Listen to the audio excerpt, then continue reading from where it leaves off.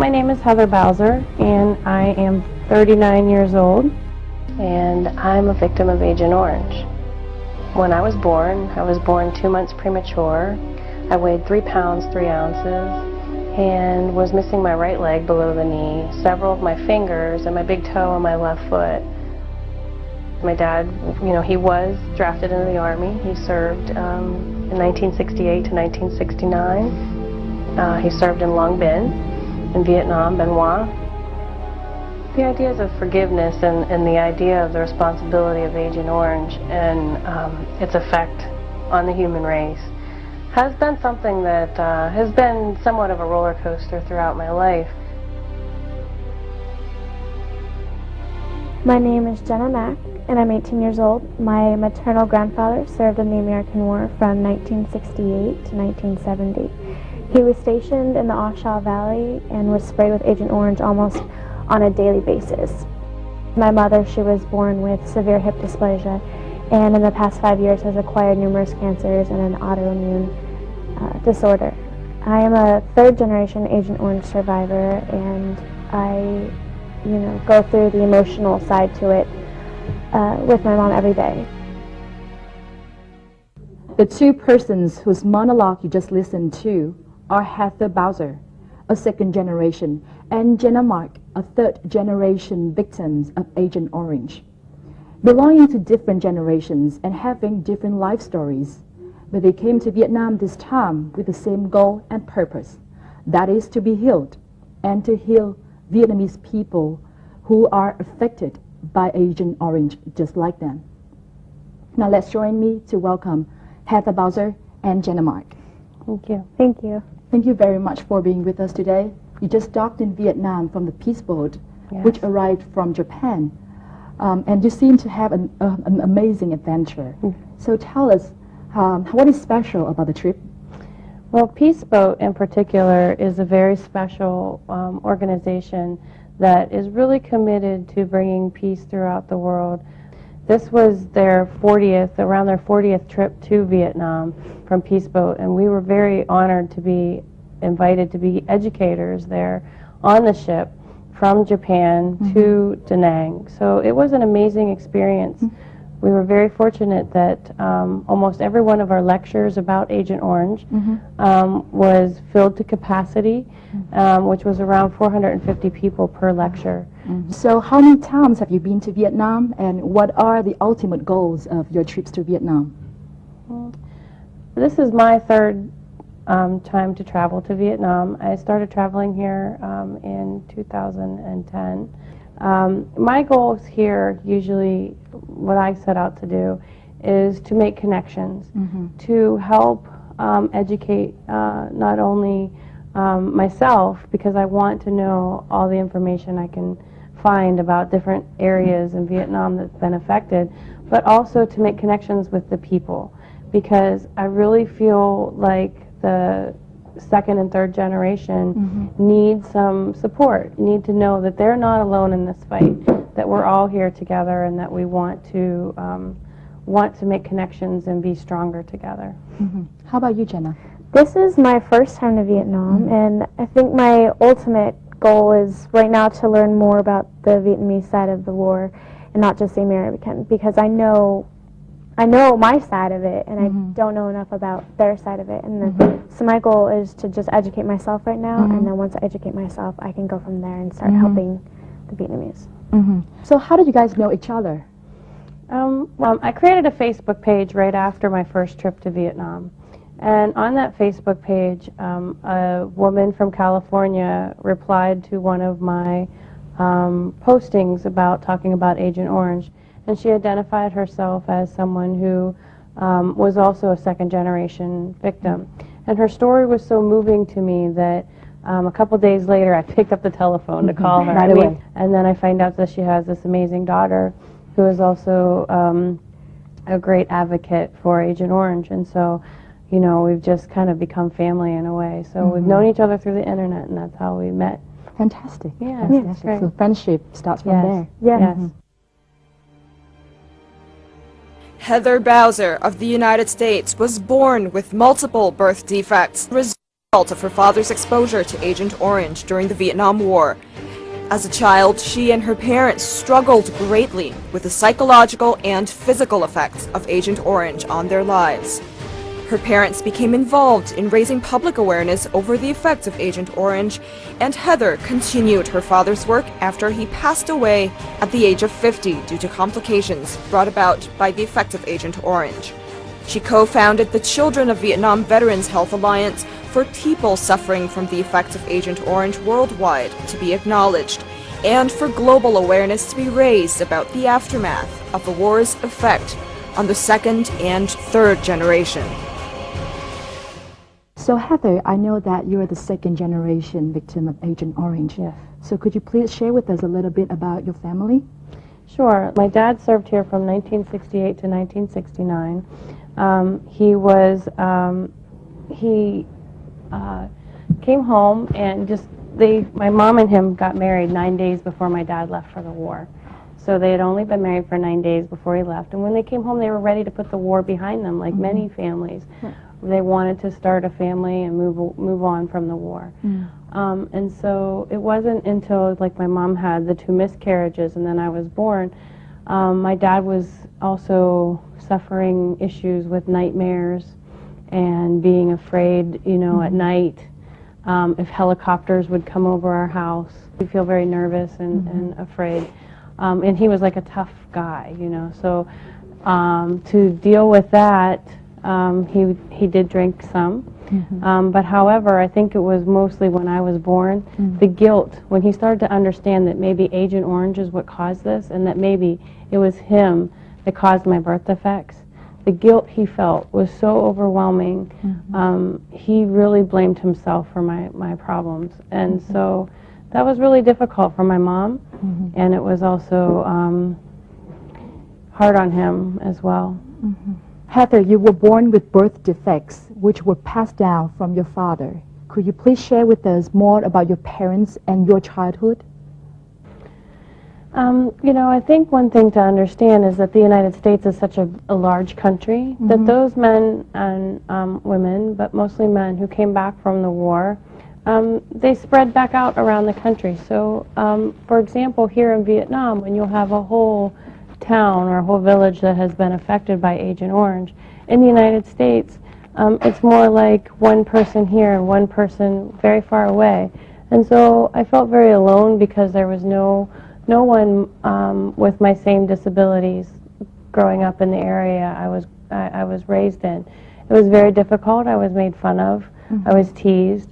And in the same time, while this was all happening, in the height of when I was being teased a lot about my being different, is when my father became very, very ill from his exposure to Agent Orange. And so at that time when I was being teased very hard, I didn't want to tell anyone at home. I didn't tell anyone because I felt like they were going through so much already that I didn't want to hurt them, because my father himself was already feeling guilty for me. So I was very scared to tell him. I didn't want to tell him because he was hurting too. So at that time, during that time of my life, it was very difficult. A sense of isolation. Yes, a it's large very sense hard of to cope with.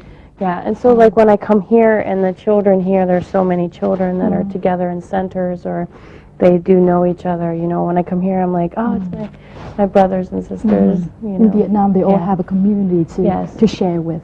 Yes, right. And so that's what we're going to try to build in the United States. You just mentioned your father. Is that the man in this picture right here? Yes, that's my dad. And that is my hand holding his photograph. Wow. So he was in a war during the late 60s. Yes. And he was in the Air Force? He was in the Army. In the Army. Yeah, he was here right after Tet, I believe. Yeah. Jenna Mack is an 18-year-old American third-generation Agent Orange survivor. She is also the current reigning Royal International Miss Teen California and the National Miss Heart of the USA Supreme Beauty. Jenna uses pageants and her titles as a platform from which to speak about Agent Orange and the fight for the rights of second-generation victims, with Jenna's mother being one of them. She was born with severe hip dysplasia, also suffers from lupus, and developed an extremely rare form of cancer 5 years ago. Her family has no history of these diseases, and oncologists concluded the mutation came from Jenna's grandfather's exposure to Agent Orange while serving in Vietnam in the late 1960s. So Jenna, you are the third generation victim of Agent Orange. Yes. Could you please share with us about your life story, your grandfather, your mom, and her health condition? When my grandfather got back from the war, he had PTSD and became an alcoholic. So when my mother was born, he gave up his rights over her. I never met my maternal grandfather, and my mom didn't know him until after she was diagnosed with all these cancers. When my mother was born, she was born with severe hip dysplasia, and she's had countless amounts of surgeries to have, you know, her hip bones restructured and whatnot. And then when she was about 33, was diagnosed with a rare form of cancer that her doctors told her was caused by extreme exposure to something like radiation, herbicides, or pesticides. And they looked at her and asked her where she got it from because they had no clue. So that's when she started looking into it and how it was possible that she had even gotten cancer like that, and found out, you know, that it was most likely cause of my grandfather serving in the American War. So, you know, I've been through a lot with my mom. When I was 16 years old, I had to give her chemo medicine through injections. So I was giving my mom shots every day for twice a day. And it really took a toll on me. I grew up a lot faster than I wanted to. But as of right now, my mom's really healthy. Not really healthy, but the cancer's at bay because of the medicine she's taking. So she's doing better than she was. And I'm not physically affected by it right now. I don't know if one day I will be affected by it. You know, my mom didn't acquire these cancers until she was in her 30s, so it's very possible that I could acquire these just like she did. And even if I don't acquire them one day, it's also very likely that I could pass this on to my children, and my children could have it. So it's something that affects me every day, and it's something I think about every day. It's very hard to tell. So how do you think about your health now? It worries me at times. I have a birthmark on the back of my right leg that's about this big, and I go in every 2 months to get it looked at because the doctors told me that it was too big, and that the size of it was probably bad. And so you know, they took pictures of it and they did testing on it, and you know, he's telling me that the borders of it are already looking cancerous. So for me to be 18 years old and for a doctor telling me that I might have cancer, it's hard. But you know, there's also things like when my mom was pregnant with me, I was a twin, and my twin died before birth. And so that makes me wonder if that's Agent Orange related. If part of me is missing because of a chemical that they said was harmless to humans. If you know, and I have a heart murmur, and it's very common in third generations of Agent Orange survivors to have heart murmurs. So there's little things about me that I wonder every day if they're caused by Agent Orange, but I have nothing telling me that they are. So it's sort of a gray area, and we definitely hope that nothing's going to happen. Right, yeah. So as a third generation victim of Agent Orange, you have been trying to create and raise awareness about Agent Orange. Yes. So what is the source of this motivation? Is it because of your mom and your time of taking care of her? That's exactly it. Seeing everything that my mom's going through, still going through, makes me want everybody to know about it. And like I said, the effects that it brings on not only the people who serve, but their children, their children's children. And, you know, makes me want to, you know, ask people, how long do you think this is going to go on? How many generations do you think it's going to take until someone helps, someone does something about it? Right. This time, Jenna and Heather are coming to visit Vietnam. Let's follow their steps to see what they have witnessed and who they have met, and what they have experienced. Since her first trip to Vietnam in 2010, Heather always returns to the Vietnam Association of Victims of Agent Orange Dioxin, VAVA, every time she's in the country. This time, she is greeted by Lieutenant General Nguyễn Thế Lực, Vice President of VAVA, provides her with the latest information relating to Agent Orange victims in Vietnam. What I learned today was that many second and third generation victims here in the U.S., here in Vietnam, are similar as in the U.S., where we have seemingly healthy people, and then they discover that they have some very life-threatening illnesses that happen to them unexpectedly. So it's a confirmation for me. It gives me hope to actually build more of a coalition with each other so that we can support each other. Despite having greeted many foreign visitors to VAVA, this is the first time Lieutenant General Lực has met a second-generation victim from the United States. Chị là người trong cuộc, phải nói câu chuyện của chị đó là những nhân chứng sống, và chúng tôi cũng rất là cảm động. Và ở đây có một cái sự đồng cảm, và tôi cảm giác càng kể càng nghe những câu chuyện này thì thấy sự xích lại càng gần nhau hơn giữa chúng tôi. Vietnam is working to identify an exact number of Agent Orange victims across the country, according to Lieutenant General Lực.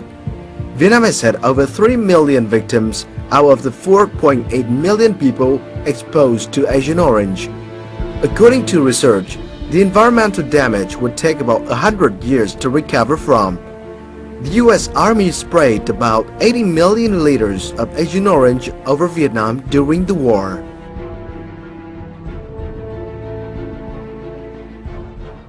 And now let's return to your first trip to Vietnam. Yes. And I wonder what sort of feelings you went through when you visited what used to be the largest U.S. Army base in Vietnam, Yes. where your father actually stayed. Yeah. My first trip to Van Hoa, or to Long Binh area, we had the opportunity to walk up Route 1, which goes right alongside where the base was. And I felt as if, like, through the whole trip, you know, I often wondered if my dad would have been alive, would he have wanted to come with me back to Vietnam or not. And I think that during that time walking up the road there, he was there with me. I could really feel his spirit with me. I had carried photographs of him, and I think I might have even had that photograph with me in my hand as I walked up the road there. And, you know, I think even for the Vietnamese and for the Americans, part of their youth was lost during these battles. And it seems to me as though a piece of my dad was left here. And so when I went and I'm walking up the road there, it was very moving because I think I felt him very close to me there. So that was a very moving experience that I had. It was also very scary because of all the traffic on the road on Route 1. But it was a wonderful experience, and really truly I felt like he was there with me, and it was very healing. It was a very healing experience there in Van Hoa for me, or Long Binh. So you say when you first came to Vietnam, you found a piece of your family, a piece of your father, a piece of American life. Yeah. So when you got there, you also experienced and witnessed the life of the Vietnamese in our country. Was it different from what you had expected? I feel like the love and the care that I feel from the people from Vietnam who hear my story, and you can tell that it touches them, because our stories, even though maybe we fought on one side or somebody was on this side, the stories of family sacrifice, the stories of hurt, it's from both sides. Right. So, I'm sorry. So, to do that, when we talk to each other, we understand each other on a very deep level. It's not, you know, Vietnam and America are friends now, you know? And so to talk to each other, we can kind of share that and kind of heal that part of us that's been hurt. So we have a common theme, Yes. a common atmosphere to Yes. start with. So during your visits to Vietnam, was there any particular exchange that you find very unforgettable? Well, I have to say the photograph that's behind me, it was pretty unforgettable. This is a young boy that is from Peace Village in Ho Chi Minh City. I was sitting in a meeting with the doctor who takes care of the children there, and I happened to look up on the wall above her, and I see a picture of a young boy, and I look at his hand, and it looked almost identical to my own. So as soon as the meeting's over, I was like, is this boy, is this boy here, is this boy here? And so I said, yes, come on, and they took me to see him. And not only, this boy's name's Bang, he's in Peace Village in Ho Chi Minh City. Not only is his hand almost identical to mine, he's missing his right leg below the knee. He's missing his toes on his left foot. Wow. We are very, very similar. And of course, he's much younger than me, but that just talks about the environmental damage that's been here in Vietnam.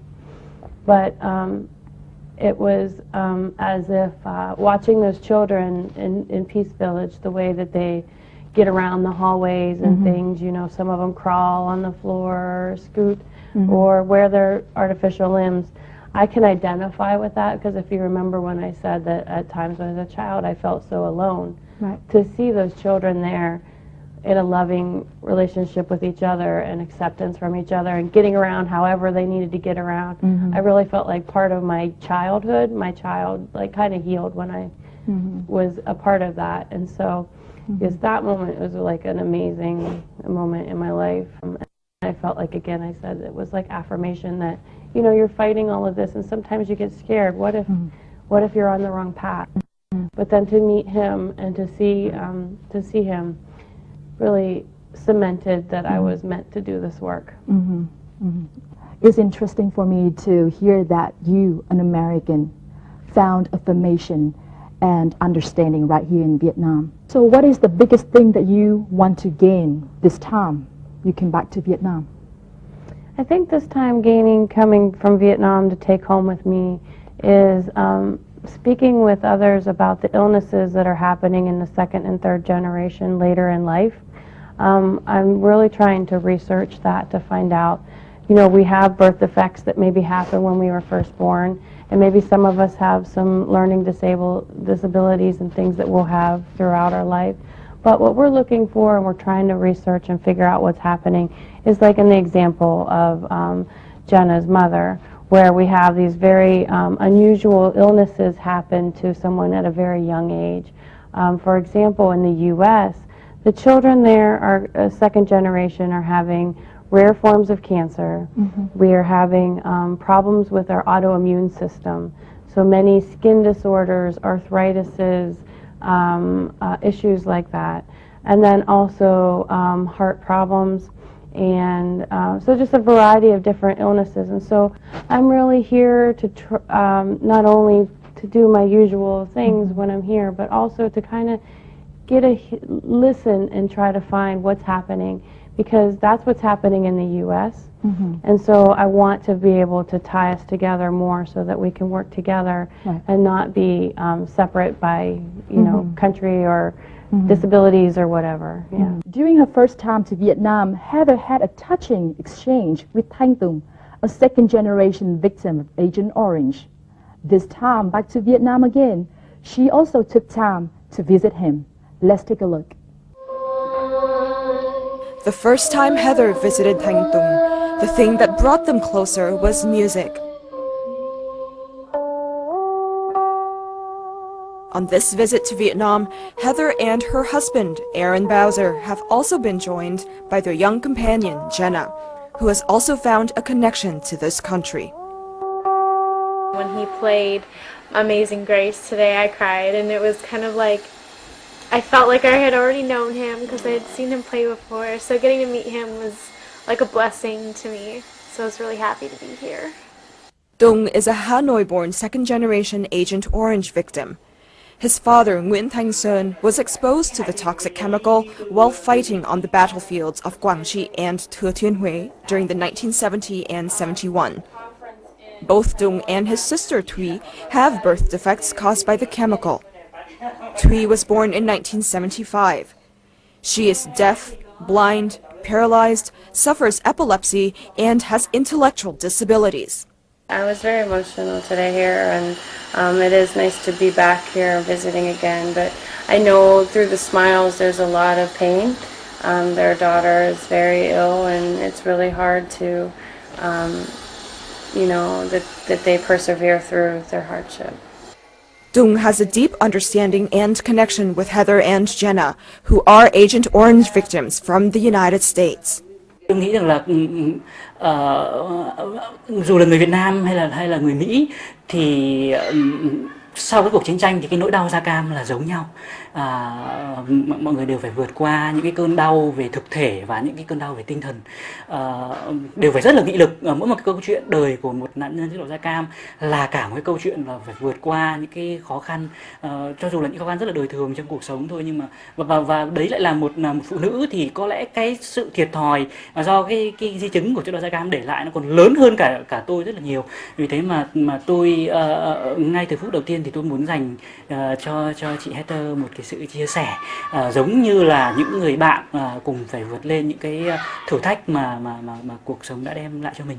They first met Thanh Dung in 2010 and since then have visited him each time they come to Vietnam. So Jenna, this is the first time you visited Vietnam. Yes. What are your impressions that you have about the Vietnamese Agent Orange victims? I think they're wonderful people, and to see what they've had to go through with their lives, the mutations they have and the disabilities they have, that their spirits are so happy inside, and that makes me want to work even harder for the acknowledgement and recognition, and they're great people. Mm-hmm. So it's already in the environment, so the cycle keeps going on. And on. Mm-hmm. Yeah. So could you please brief us a little bit about the conditions of the American victims of Agent Orange? What are the common health problems that they have? Okay. So currently right now, of course, we have the first generation, which are the veterans. Many of them have very severe illnesses. Many of them are dying at a very young age, just like my own father. So the first generation is really ill. They really cannot, they don't have the energy to be able to help the second and third generation. They're trying to keep themselves well. Second generation, what we're finding is that there are kids that have been born like me with multiple birth defects, but we also have a large percentage of very young people getting old people diseases with no family histories. And that is a cause for alarm. And then the third generation, which Jenna is a part of, one of the main birth defects or issues that are reported is autism. And autism, I think in Vietnam, I don't know if they define it the same way, but it's basically a child will be developing and maturing pretty much on track and time, and then all of a sudden they just slide back and they don't develop properly. Maybe they can't socialize with other people very well.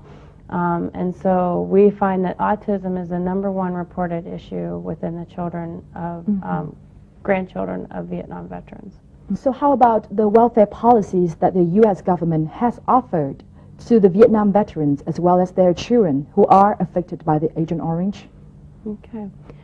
So for Vietnam veterans, it's been a very, very long, difficult process. My father first, really quick, I'll tell you what happened with my dad. When he was 38, he had 5 bypasses on his heart. When he was age 40, he developed diabetes. When he was age 48, he had a stroke. And at age 50, he died of a massive heart attack. So in 1986, when he first had his heart problems, he filed a claim with the the VA at that point in time, in 1986. So they denied his claim, of course. And it wasn't until 2010 that they put his illness on the list of problems that are caused by Agent Orange, well after his death. What's the point, right? Exactly.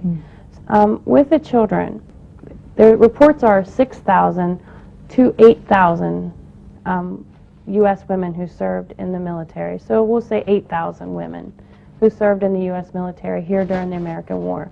Most of them were nurses and administrators. So currently, if you're a woman, Vietnam veteran from the United States, and you have a child that has one of these 18 illnesses that are on a list, your child is compensated for their problems due to the mother's service in Vietnam. However, those same birth defects are not compensated to the children of male Vietnam veterans.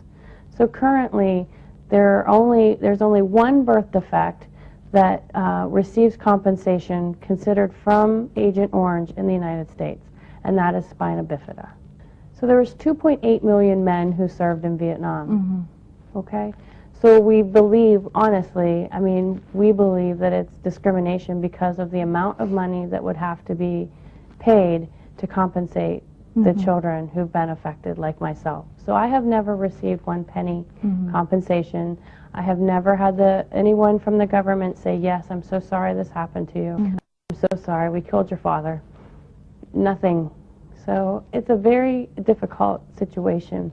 And I am very sorry for what's happened in Vietnam. The idea that we still have these toxic dumps around people's homes is embarrassing to me as an American. I felt like the U.S. government has turned its back on my family since my dad came home from the war.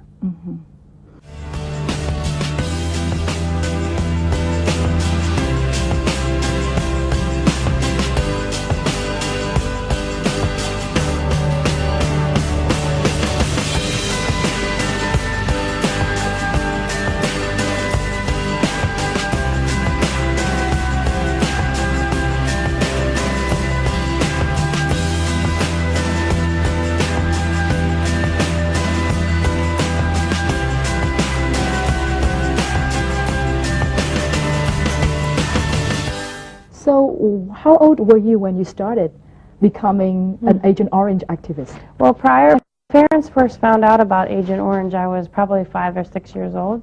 And so there's photographs of me at little Agent Orange rallies, you know, wearing a skirt and showing my leg. My parents were activists up until when my dad became very ill with his heart problems. So you have been fighting for the justice over the years, since you were 5 or 6 years old until now. What is the message that you want to get across? Our message is that we need justice, we need acknowledgement, and that everyone who's been affected by Agent Orange deserves to be recognized, and that you're not alone. You're not the only one out there going through this, that we are all in this together, and only by a worldwide approach and looking at Agent Orange as a humanitarian tragedy will we be able to come together as a whole and help those who are suffering the most. So you are the founder of the Children of Vietnam Veterans Health Alliance. What is the main mission and the main goal of this alliance? Yes, I'm the co-founder. I have a cohort that helps me. Our main message is that we want to get timely information out to those who have been affected, and that we are going to push for the justice of those who've been affected by Agent Orange. Not just the American side of the story, not just the Vietnamese side of the story, but the Vietnamese, the Americans, the Australians, the Koreans, the Okinawans, the Canadians, all of these people from Guam, all these people who've been affected by human error by Agent Orange deserve to have justice. And that's our main message. So that's Heather's way of getting her message across. How about you, Jenna? I currently use pageants to get my message across. I can see. Yeah, I compete in tons of pageants every year, and my platform is Agent Orange, fighting for second and third generation victims' rights. So I speak about it in every place that my director fur these pageants wants me to go, I talk about my platform, I talk about my story, my mom's story.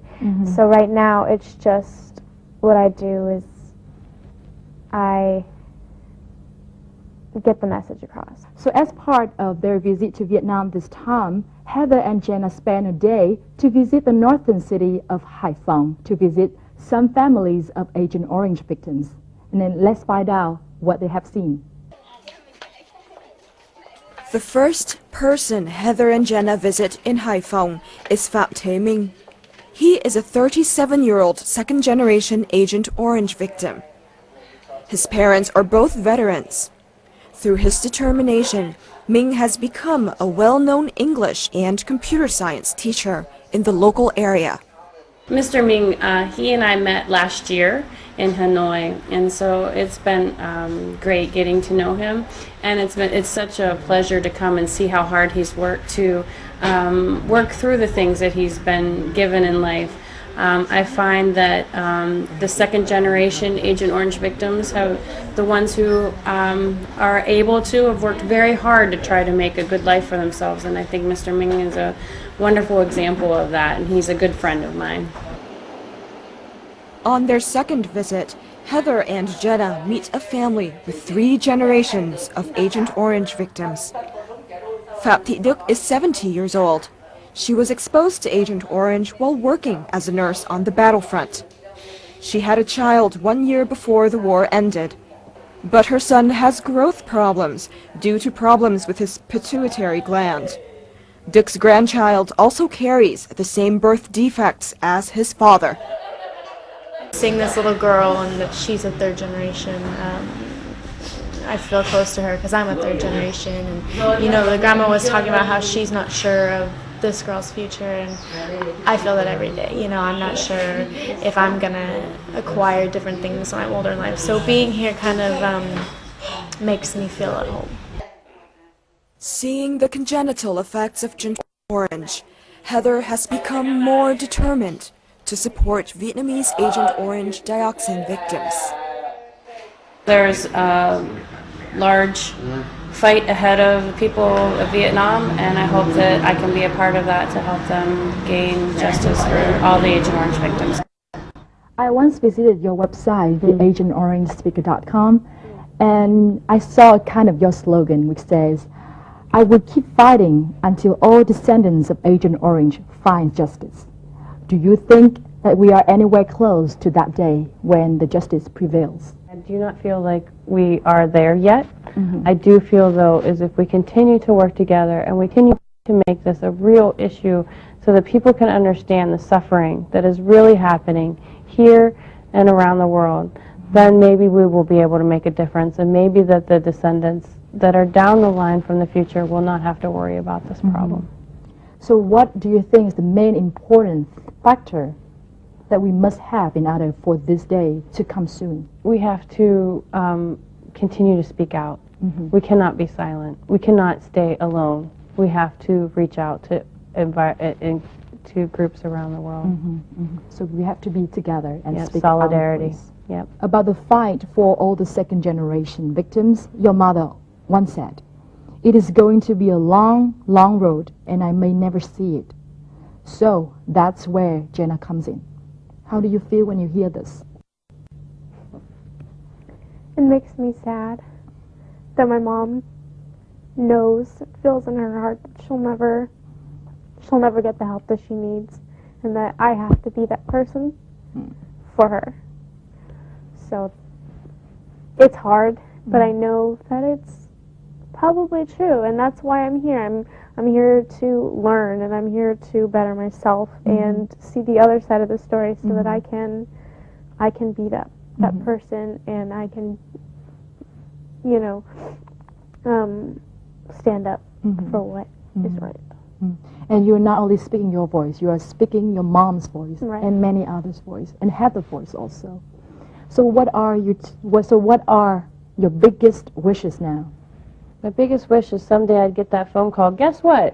The U.S. is taking responsibility for Agent Orange. You know, that would be my biggest wish. But until that can happen, I think my biggest wish is that we can all build community. We can all work together. we can support each other. We can learn from each other, because that helps us.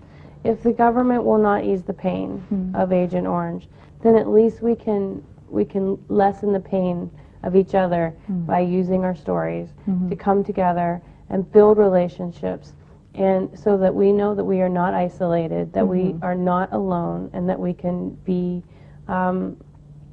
connected in this tragedy. We can build good things out of this tragedy that has happened to us. How about you, Jenna? Well, I think my biggest wish is that everybody would get the help that they need, you know, not only for my mom, but coming here and seeing all these children and what they need so much, and everybody, you know, needs something, and I would, you know, my wish is that everyone gets what they need, not so much what we want and what we, you know, want to hear, but what they need. So now please share with us some of your future awareness-raising activities that you have in mind.